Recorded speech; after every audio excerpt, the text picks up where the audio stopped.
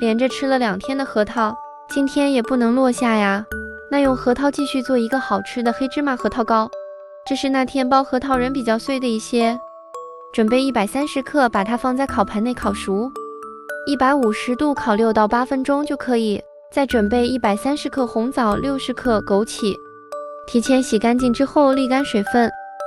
再把红枣给它剪一下，把里边的核给取出来。这时候核桃仁也烤好了，还有150克熟的黑芝麻。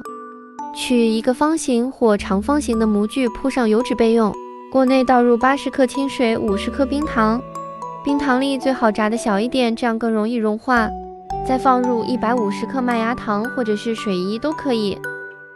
麦芽糖就是比较黏一些，开小火让它慢慢的融化。等糖液熬到里边没有水分了，提起来铲子它是往下滴落，但是这种拉丝的状态。这时候糖液也就差不多了，再稍微搅拌一下，关火。先把红枣、核桃和枸杞倒进来，用铲子不停的翻拌。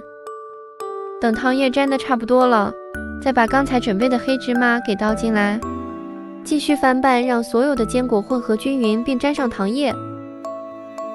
全部拌匀后，把它倒入铺了油纸的模具内，用铲子稍微整理一下，再拿一个油纸铺在上边，用手使劲往下按压，让坚果之间不要留有空隙。